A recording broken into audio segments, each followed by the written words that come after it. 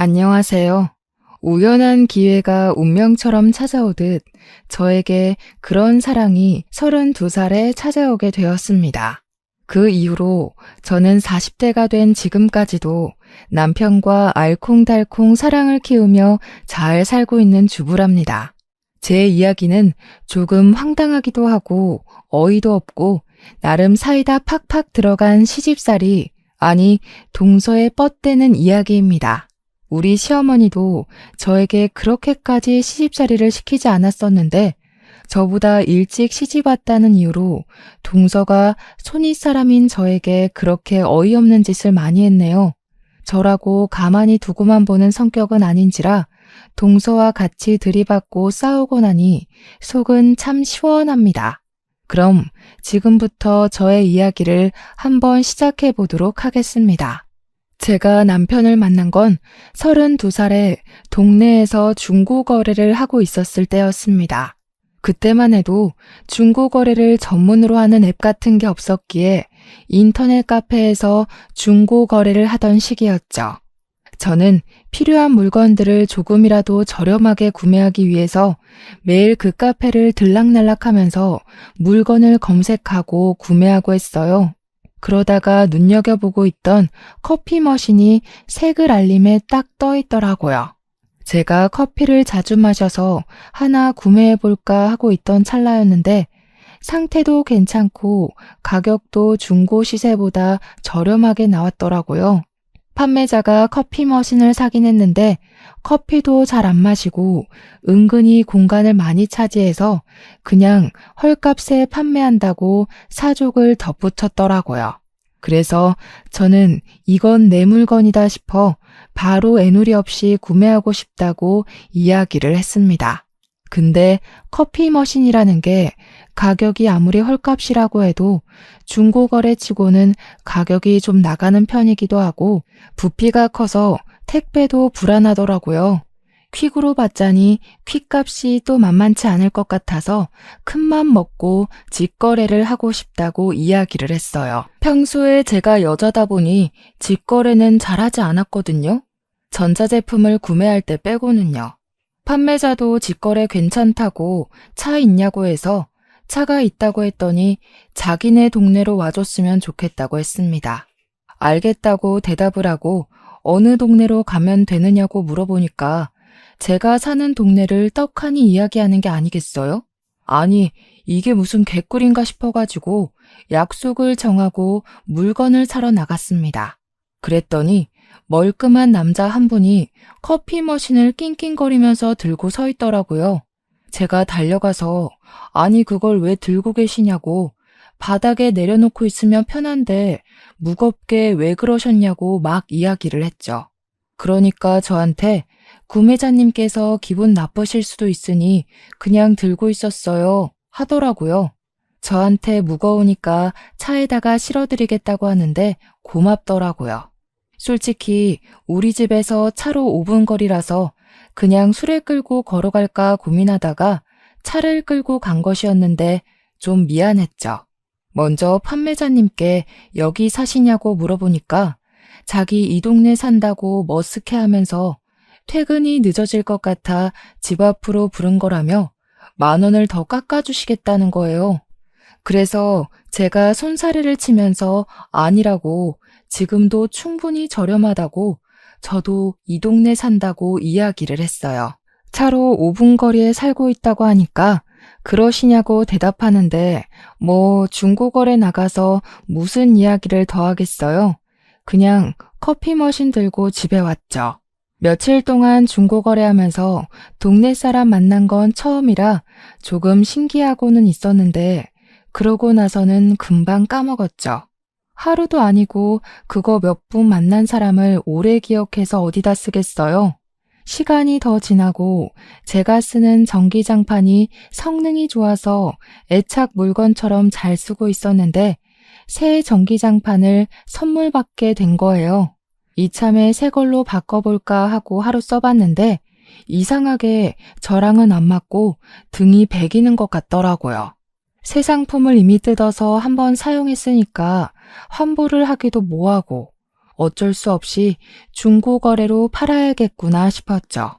사진을 여러 장 찍어서 딱 한 번 사용해 본 거라고 중고 카페에 거래 글을 올리니까 바로 쪽지가 날라오더라고요. 이것저것 물어보시길래 성심성의껏 대답을 해드리고 나니 구매하겠다고 해서 택배로요, 직거래로요? 하고 물어보는데 아이디가 살짝 낯이 익더라고요. 그래서 혹시 커피 머신 판매자님? 하고 물어보니까 맞는다고 하시는 거예요. 그래서 제가 집도 알겠다, 퇴근하는 길에 가져다 드리겠다고 대답을 했죠. 전기장판을 차에 싣고 갔다가 퇴근하면서 그 남자 동네로 가서 물건을 건네주니까 저한테 커피 머신은 유용하게 잘 쓰고 있냐고 물어보더라고요. 잘 쓰고 있다고 커피 맛이 좋아서 큰일이라고 했더니 저한테 잠시만 기다려달라고 하더라고요.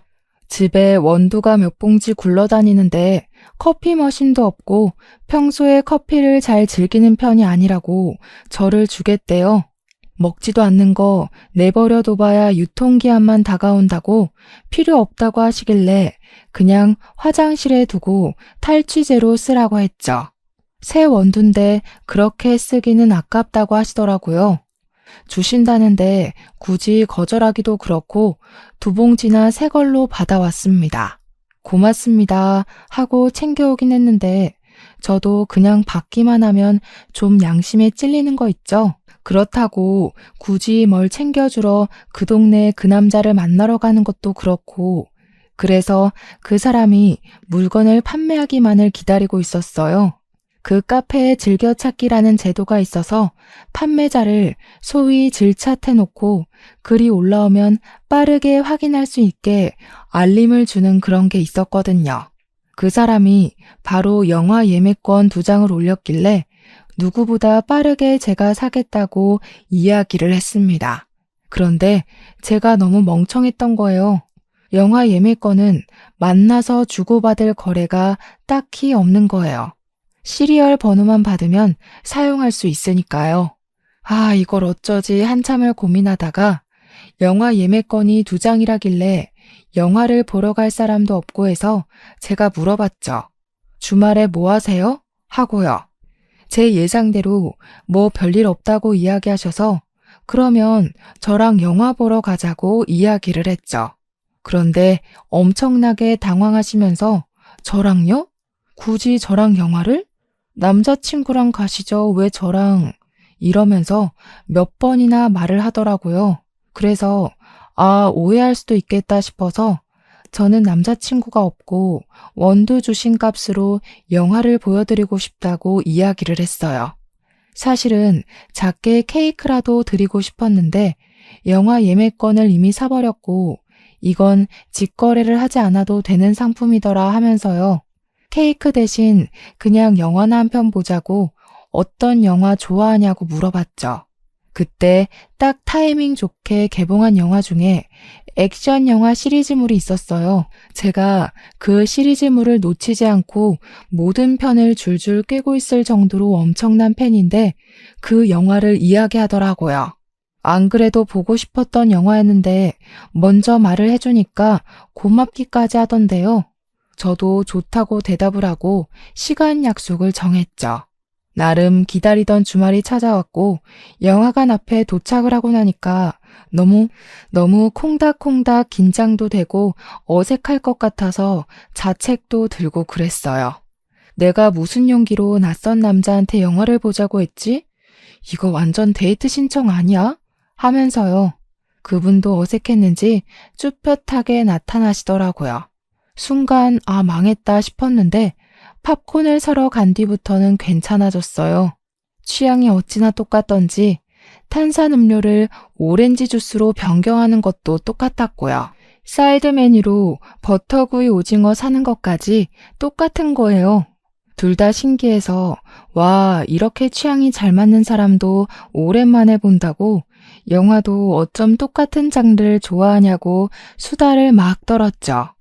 영화가 끝나고 그냥 헤어지기 아쉬웠는데 밥 시간은 애매하고 배도 어설프게 불러서 그냥 술을 한잔하러 갔어요.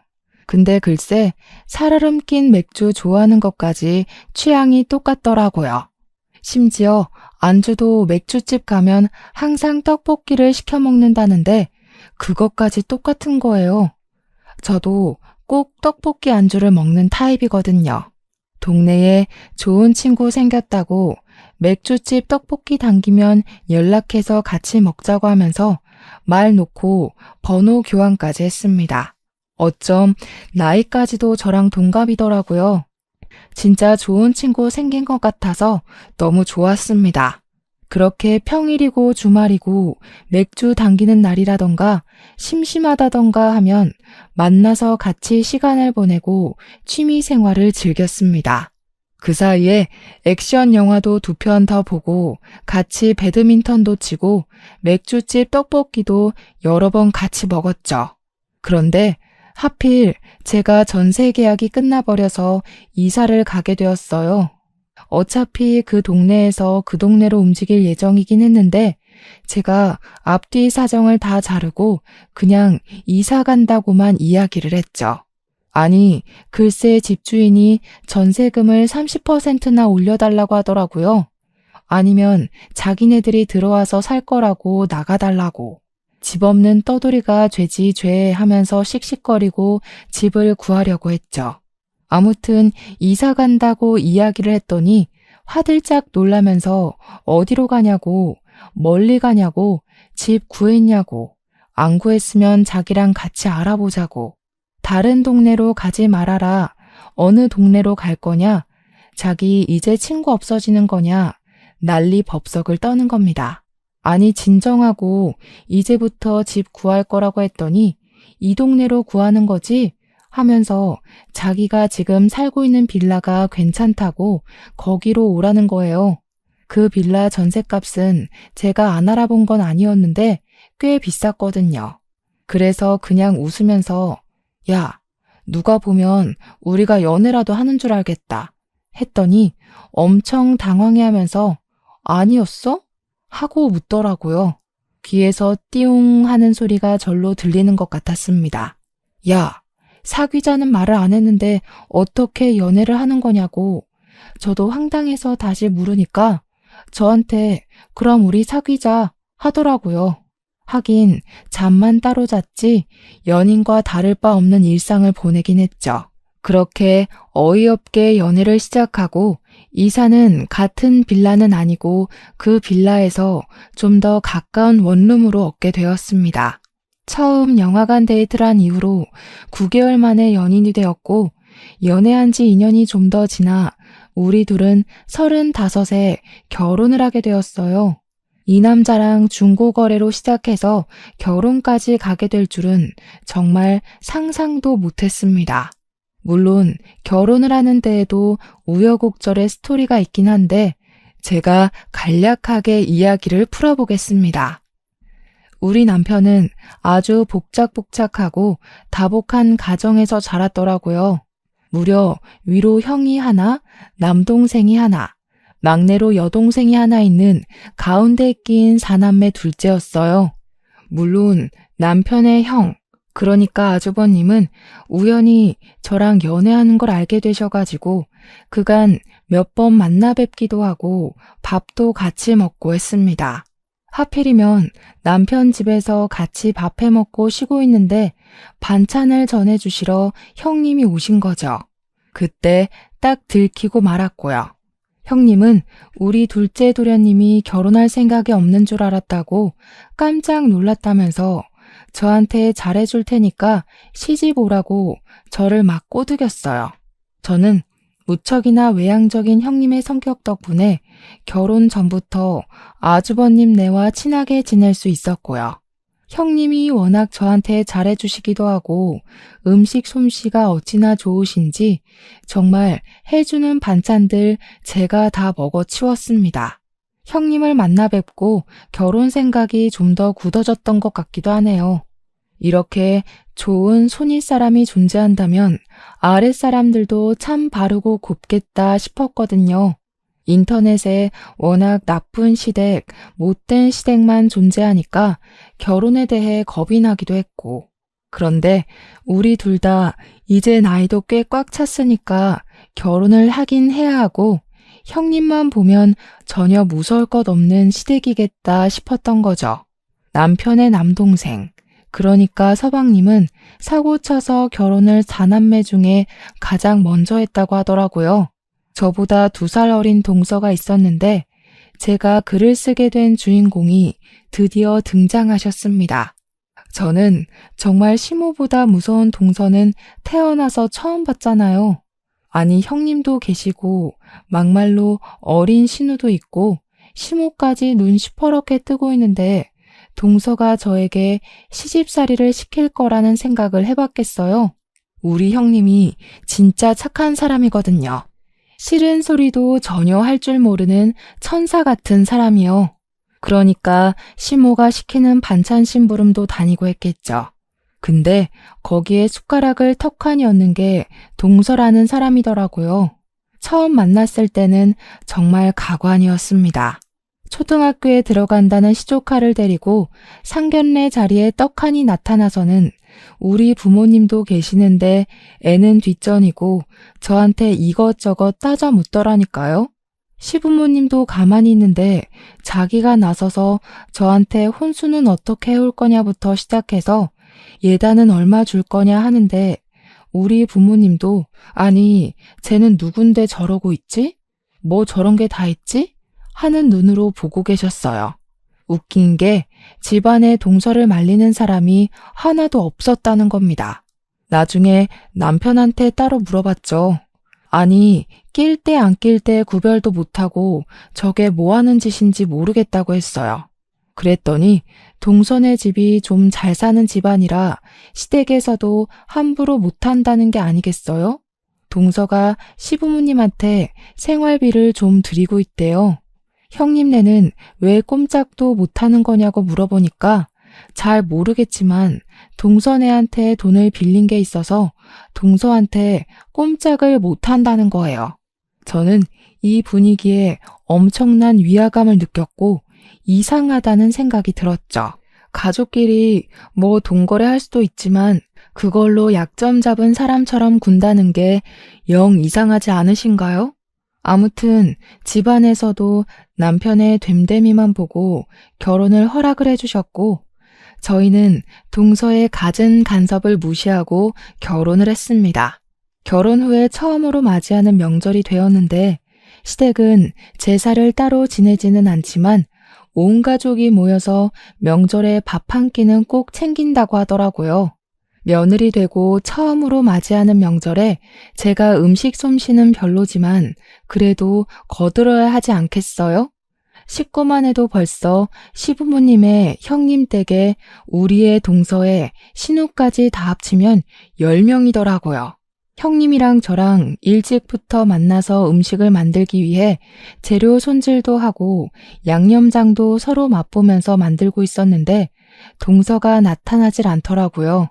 형님한테 조심스럽게 동서는 언제 오는 거냐고 물어봤더니 형님이 절레절레 하시더라고요. 제가 이 집에 시집와서 일을 거들기 전까지 형님 혼자서 상을 다 차리셨다는 거예요. 이 많은 걸 혼자 다 하셨다고요? 하는데 그냥 웃으시더라고요. 시부모님의 내남매까지 어찌나 입맛이 제각각인지 준비해야 할 반찬이 어마어마했거든요. 신우는 시간 좀 지나니까 철썩 달라붙어서 일을 돕더라고요. 형님이랑 제 눈치 쓱 보더니 이번에도 그 여우는 안 오는 거야? 하는데 형님이 웃으면서 원래 그랬잖아요 하대요.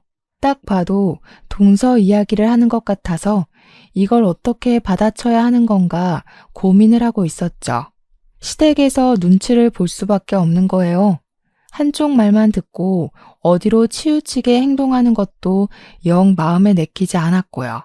점심시간 딱 맞춰서 상을 대충 차리고 치울 거 치우고 하고 있는데 동서네가 두 손 무겁게 엄청 많은 선물을 사들고는 저희 왔어요 하더라고요. 한우랑 과일이랑 시부모님 드실 한약이랑 무거워 죽는 줄 알았다면서 앓는 소리 내면서 생색을 내더라고요. 저랑 형님이랑 신우랑 3명이서 상 차리고 있는데 거들떠보지도 않고 시부모님 방에 틀어박혀서 뭘 하는 건지 나와보질 않대요. 한참 뒤에 식사하세요 하고 부르니까 그제야 슬그머니 나오더니 한우 상자 딱 들이밀면서 저보고 구우면 된대요. 제가 네? 뭐라고요? 하니까 이거 구워 먹으려고 사온 거니까 구우시면 된다고요 하는 거예요. 아니 동서가 사온 거면 지금이라도 동서가 구워. 형님이랑 신우랑 우리가 다 밥상 차렸는데 이거는 동서가 해도 되잖아. 불판 가져다 줄게. 돈 내서 한우 사온 사람이 굽기까지 해야 돼요? 동서는 우리 집 식구 아니야? 차려진 밥상에 숟가락이라도 올렸으면 몰라도 준비 다 됐다고 하니까 그제야 나와놓고는 이건 아니지. 그러니까 동서가 굽는 게 좋겠어. 그랬더니 입을 삐죽이면서 쪼르르 시모한테 달려가서는 고자질을 하더라고요. 어머님, 둘째 형님이 글쎄 저보고 고기를 구우라고 시키네요. 저 서러워요. 제가 일이 바빠서 늦게 온 건데 그래서 선물까지 다 사온 건데. 제가 순간 이게 무슨 일이지? 하면서 머리를 굴리고 있는데 형님이 슬그머니 오시더니 내가 구울게 하면서 주방으로 한우를 들고 가시더라고요.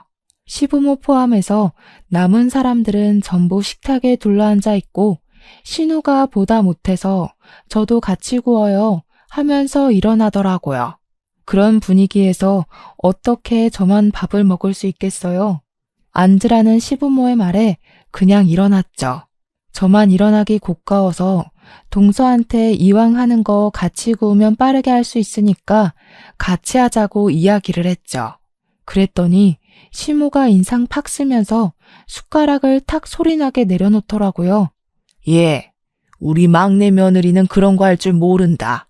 돈 턱턱 갖다 바치고 선물도 바리바리 싸우는데 그런 것까지 해야 되겠니? 그 소리에 제가 어이가 없어서 빤히 시모를 보고 있으니까 우리 남편이 제 눈치를 싹 보면서 우리 마누라 밥 먹을 때 같이 먹을래 나도 하면서 일어나더라고요. 부엌으로 가서 형수님 저도 같이 구울게요 하는데 저는 그냥 고기나 굽고 있기가 싫은 거예요. 가만히 앉아서 아무것도 모르는 척하는 동서도 너무 얄밉고요. 그래서 지갑에서 미리 시부모님 용돈 드리려고 준비했던 돈을 시모 앞에 딱 내려놓고 말했죠. 저도 돈 턱턱 내놓으니까 고기는 나중에 구워도 되는 거죠? 형님, 신우, 여기 와서 같이 식사해요. 너 지금 뭐 하는 거니? 고기 구워오라니까? 돈 턱턱 갖다 바치면 고기 안 구워도 되는 거 아니었어요? 그러면서 가만히 서서히 꼬락서니를 바라보고 있던 신우와 형님을 끌고 왔죠. 우리 남편만 부엌에서 우물쭈물하길래 당신 밥 안 먹을 거냐고 그럼 당신이 고기 구워와 하면서 웃었어요.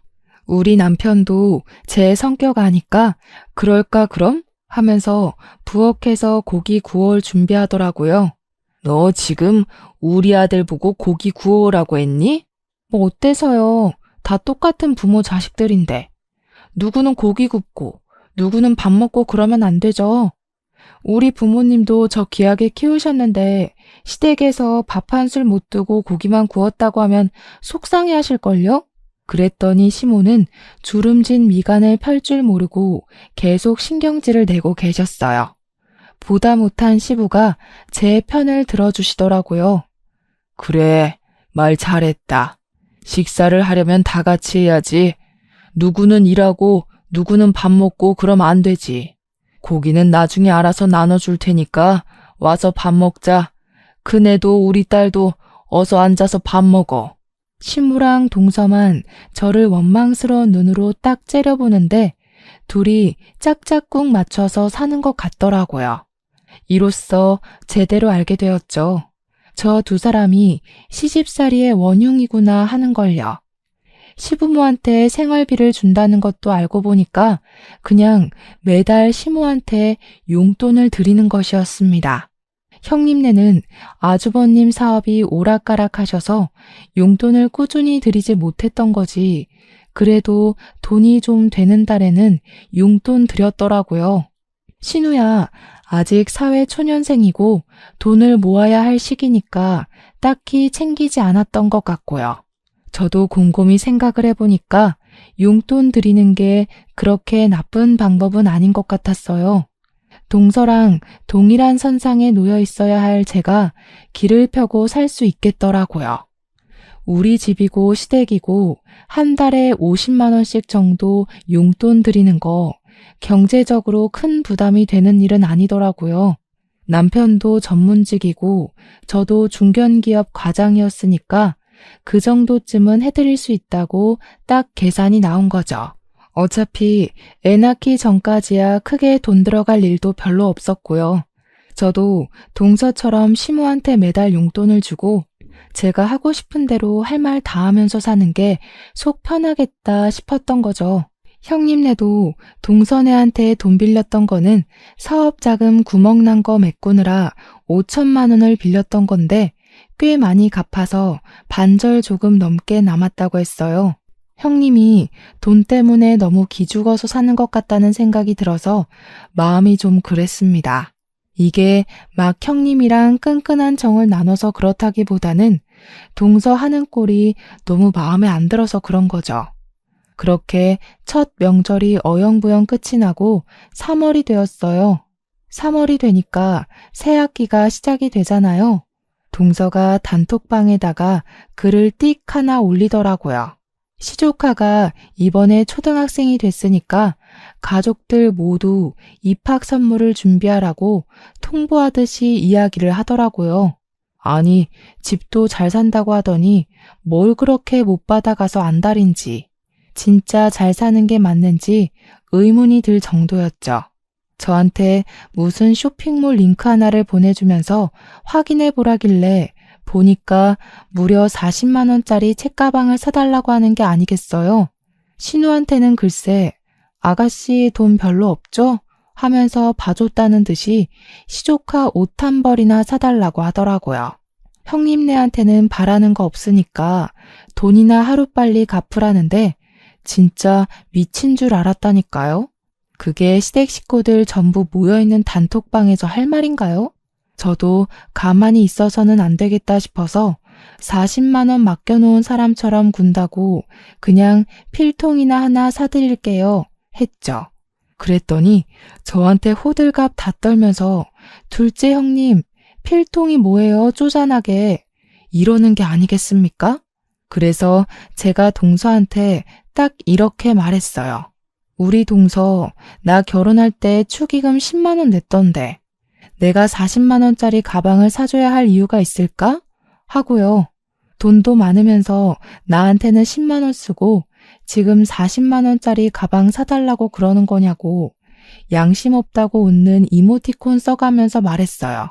그러자 시모가 갑자기 끼어들어서는 아니 막내 며느리야.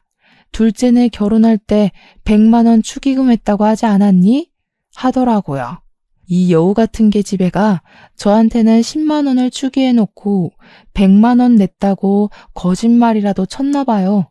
동서가 당황했는지 한참 단톡방에서 말없다가 수표를 헷갈렸나 봐요. 100만 원짜리 넣은 줄 알았어요. 하더라고요. 헷갈릴 턱이 있겠어요? 10만 원을 수표로 넣었으면 몰라도 5만 원짜리 2장 넣었던데. 그래서 5만 원짜리 2장 넣었던데요? 요즘 수표는 노란색인가? 하고 보냈더니 동서가 아예 대꾸를 안 하더라고요. 그렇게 한 방 한 방 먹여가는 사이에 저랑 동서 사이는 점점 나빠졌죠. 그런데 그럴수록 신우랑 형님이 제 편에 딱 든든하게 서주더라고요. 둘 다 동서에게 당한 일이 한두 개가 아니라고 저한테 막 털어놓기 시작하는데 와, 이야기를 듣는데 어떻게 시부모님은 이런 조악한 거짓말과 술수에 넘어가나 싶더라고요. 신우한테는 은근히 나중에 뭐 해먹고 살라고 그렇게 클럽이랑 나이트만 다니냐고 시모 앞에서 난리를 쳤다고 하더라고요. 신우가 SNS에 놀러 간 사진을 올렸더니 무슨 돈이 있어서 그 나이에 그렇게 놀러 다니냐고, 남자친구가 혹시 늑다리 부자고 그런 거 아니죠? 하면서 농담이에요 했다는데 신우 입장에선 그게 농담처럼 들리겠냐고요. 시부모님이 그 이야기에 열이 받아가지고 신우 늦게 다니지 말라고 통금 바로 정해버리고 외출 금지까지 시키고 난리를 쳤대요. 글쎄, 동서랑 들이받고 싸우고 난리를 쳤는데 그러면 그럴수록 동서가 야실야실하게 시부모 부추겨서 신우를 곤란하게 했다고 하더라고요. 신우가 질염이 자주 생겨서 사실 여자들은 감기 같은 거잖아요.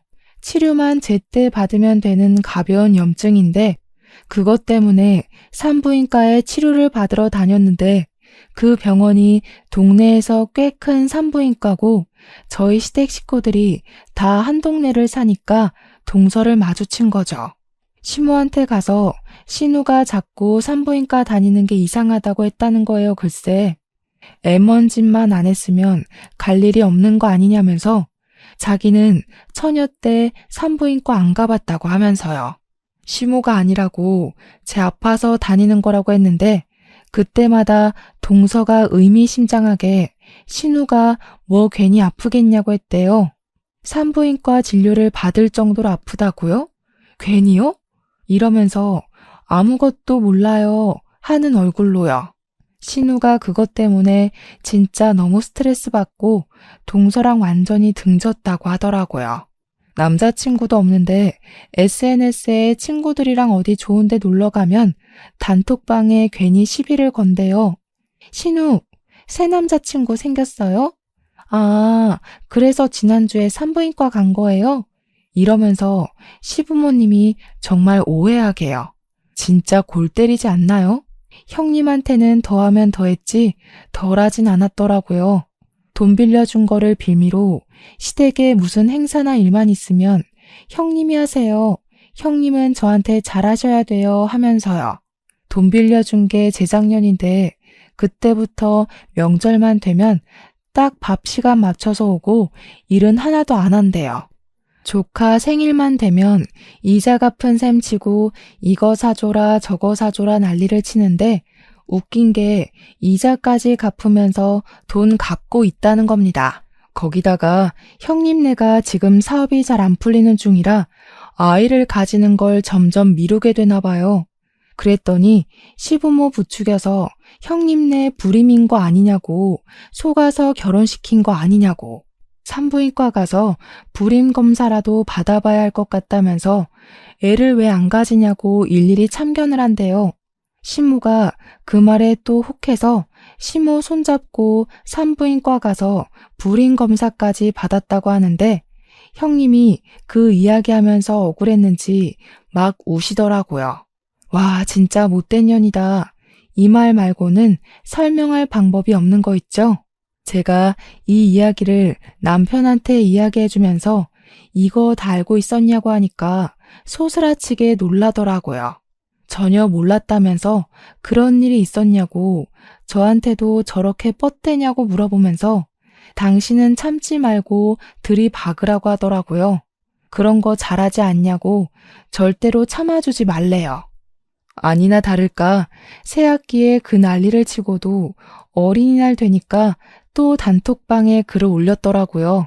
우리 집안에 아이라고는 우리 딸 하나뿐인데 다들 선물 하나씩은 챙겨줘야 하는 거 아니냐고요. 형님네는 전집 세트 몇십만 원짜리 사주시면 될 것 같고요. 하면서 우리 보고는 아이 침대를 사달라고 하더라고요. 무려 프레임만 80만 원짜리 침대를 보내면서 우리 딸이 이게 마음에 든대요 하더라고요. 신우한테는 우리 신우는 돈 없으니까 장난감 하나 사주세요 하면서 10만 원짜리 장난감을 보내고요. 시모는 그 와중에도 우리 집안의 손주라고는 하나뿐인데 선물 좀 챙겨주라고 하더라고요. 저한테 꼭 집어서 둘째 너는 새학기 때 입학 선물도 안 사줬잖아 하는데 제가 챙겨야 할 의무가 있는 건 아니잖아요? 제가 왜 80만 원이나 하는 침대를 선물해야 하는지 모르겠더라고요. 어머님, 아직 우리 남편 어린애 취급하시면서 어린이날 선물은 안 주세요? 저희 침대도 불편한데 이번에 받은 브랜드 침대가 600만 원이더라고요. 어린이날 선물로 하나 사주시면 감사하겠습니다. 그러니까 시모가 말이 쏙 사라지대요. 그때 신우가 막 웃는 이모티콘을 보냈어요. 그래, 엄마랑 아빠가 자식들 선물 챙겨줘야지. 나는 그럼 디사 헤어드라이기 사줘. 80만 원짜리. 그 말에 아주버님도 쌓인 게 있었는지 바로 이야기하더라고요. 나는 현금으로 주세요. 우리 와이프 못 가지요. 시모랑 동서만 입 꾹 다물고 숫자만 사라지더라고요. 시부가 나서서 어린이날 같은 건 부모가 알아서 챙기고 우리 자식들은 자기가 용돈 주겠다고 10만 원씩 송금해 주시더라고요.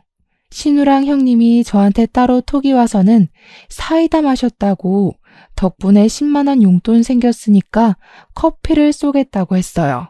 그래서 우리 셋이서만 따로 자리를 마련해서 만나게 됐죠. 그동안 서러웠던 이야기도 술술 해주는데 정말 그 이야기를 들으니 온몸이 부들부들 떨리더라니까요. 그래서 저는 이번 명절에도 동서가 저희한테 또 고나리 짓 하면 제대로 복수를 해주겠다고 마음을 먹었죠. 명절을 기다리던 와중에 제가 임신을 하게 된 것을 알게 되었어요. 남편이랑 저랑 둘 다 완전 경사 났다고 난리가 났는데 남편이 토요일 오전에 급하게 출근을 해야 해서 저 혼자 병원을 찾아가게 됐어요. 산부인과 가서 검사를 받았는데 자리를 잡긴 했지만 조금 불안하다고 조심하라고 하더라고요. 스트레스 받지 말고 몸 많이 움직이지 말고 유산 방지 주사 한 대 맞고 가라고요. 그래서 주사실 앞에서 기다렸다가 주사를 맞고 집으로 돌아와서 남편이랑 상의 후에 안정기를 찾을 때까지 비밀로 하기로 했어요. 그렇게 기다리던 명절이 왔고 남편이 저한테 절대로 일하지 말라고 자기가 다 막아주겠다고 하더라고요. 아니나 다를까 가자마자 시모가 갈비찜을 좀 했으면 좋겠다고 핏물은 빼놨다고 저한테 고기 덩어리를 던져주시더라고요. 그래서 형님이랑 저랑 갈비찜 양념을 하고 있었죠 뭐. 제가 아직 입덧을 하기 전이라서 그렇게 티는 안 났거든요. 신우는 막내 올케는 언제 온대? 하니까 시모가 대수롭지 않게 친정 갔다가 오겠지. 걔 바쁘잖아 하더라고요. 그래서 제가 눈치 없는 사람처럼 나도 우리 엄마 보고 싶다. 우리도 친정 갔다 올걸. 이랬죠. 일부러요. 그러니까 시모가 도끼 눈을 뜨면서 명절에 무슨 친정을 먼저 가? 이러더라고요. 그래서 제가 동서는 왜 친정 먼저 가는데요? 하니 시모가 걔는 친정집에서 이것저것 챙겨주시니까 그거 챙겨오려고 일부러 먼저 가는 거야 하는 겁니다. 진짜 말이 안 통해서 원. 밥 다 차리고 나서 남편이 슬그머니 저한테 오더니 괜찮냐고 물어보길래 끄덕였어요. 동서네가 그때쯤 도착하고 다 같이 둘러앉아서 밥을 먹는데 동서가 무슨 할 말이라도 있는 사람처럼 저를 빤히 보더라고요. 그러면서 둘째 형님, 제가 뭐 물어볼 게 있는데 하면서 입을 여는데 딱 봐도 시비를 걸고 싶어 하는 사람 같았어요. 그래서 뭔데요? 하니까 저한테 어머 이걸 물어봐도 되나? 하면서 말을 하더라고요.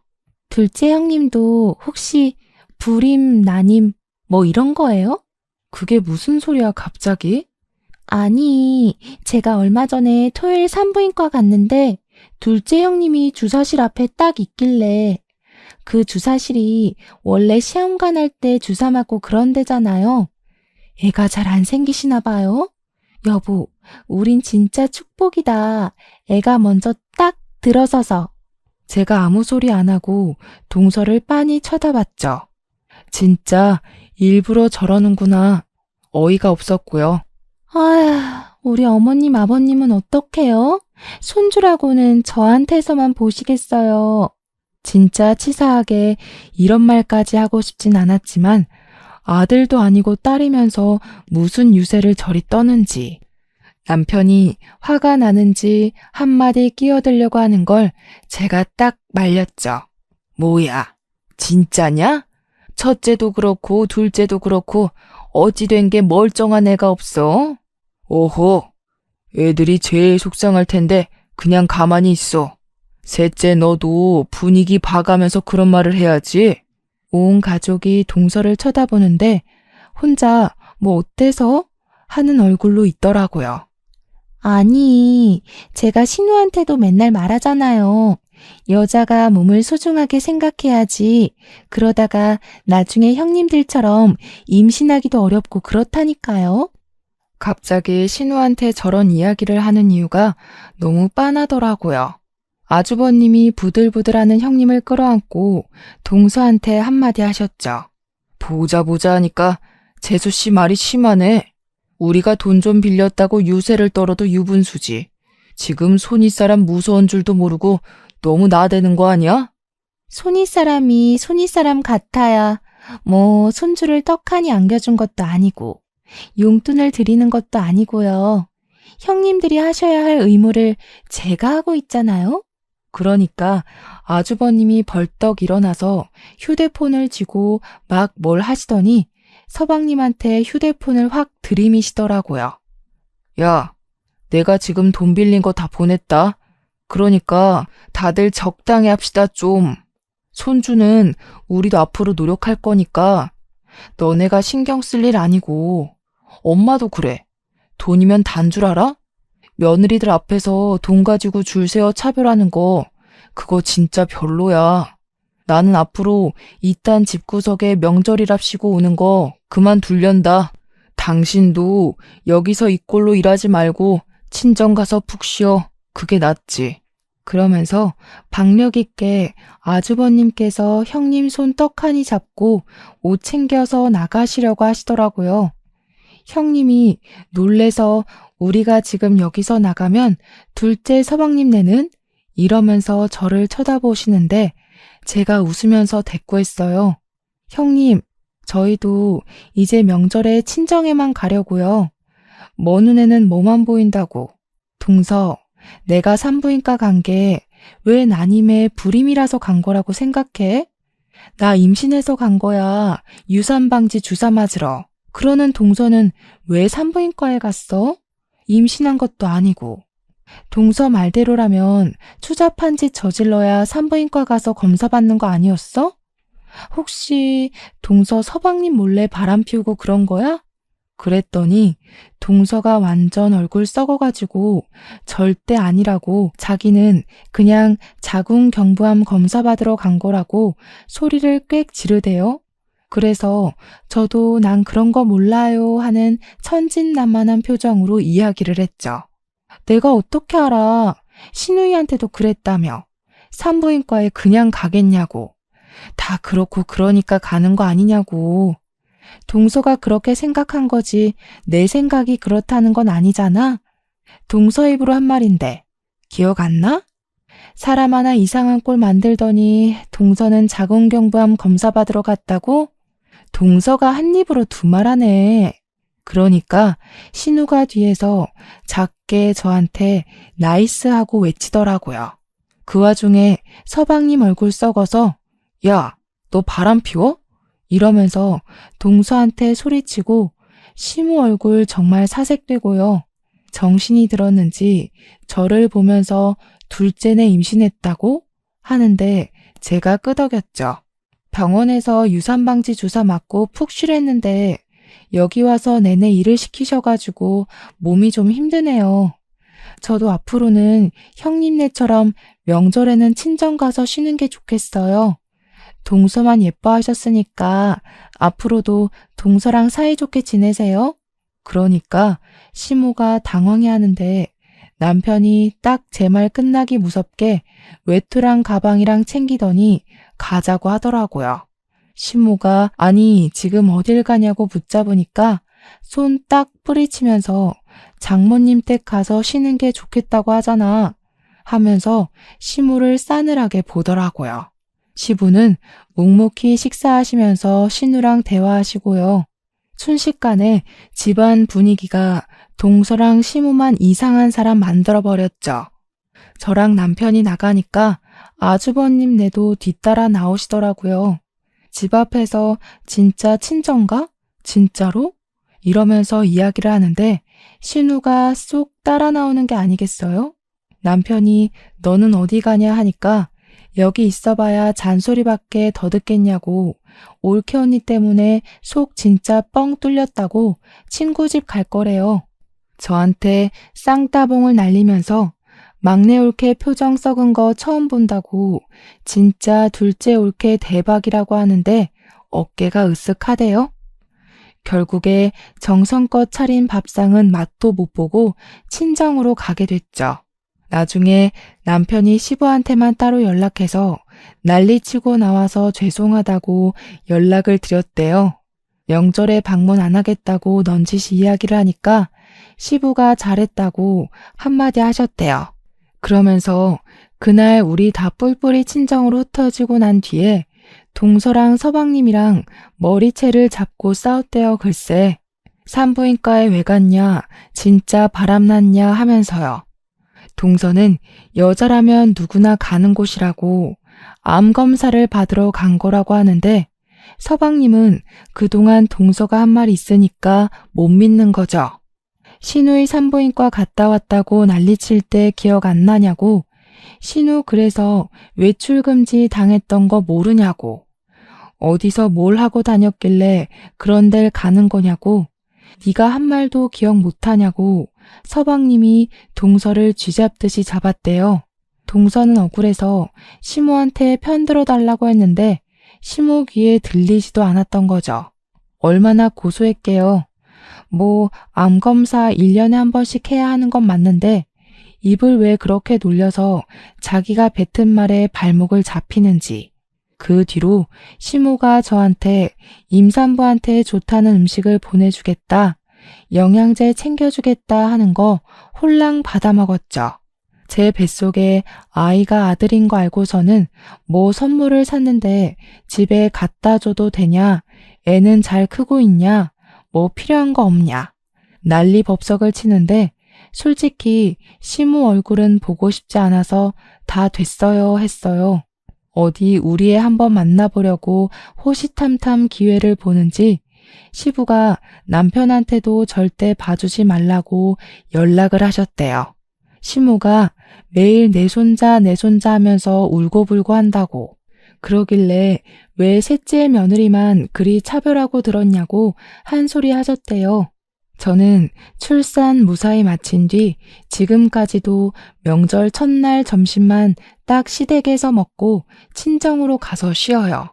형님네도 제 시간 맞춰서 밥 먹고 친정으로 가시고 신우는 결혼해서 지금 다른 지방에 가 있어요. 아, 동선에는 그 뒤로 저랑 형님 눈치 보면서 밥하고 설거지하고 후식 내오고 그러고 있죠. 시모가 동서 때문에 우리 가족이 흩어진 거라고 난리를 치셨나 봐요. 서방님도 그날 이후로 이혼 이야기까지 나온 것 같고요. 동서가 서방님 몇 년을 졸졸 쫓아다니다가 결혼했다더니 이혼은 싫은지 완전히 기죽이고 살고 있더라고요. 형님네도 제가 아이 낳고 2년 뒤에 시험관 성공해서 아들 쌍둥이를 낳으셨어요. 아들 없는 동선에는 그 뒤로 진짜 기도 못 펴고요. 시모는 손자들 한번 보겠다고 저희 눈치 보시는데 진즉 잘하셨으면 얼마나 좋아요? 역시 사람은 참으면 호구돼요. 참지 말고 들이박아서 내 권리를 찾아야 합니다. 그러니 남들은 지옥 같다던 명절이 이렇게 편하고 좋네요. 여러분들도 저처럼 들이받으면서 권리를 꼭 찾으시길 바랄게요. 아무튼 제 사연 들어주셔서 감사합니다. 다들 행복하세요.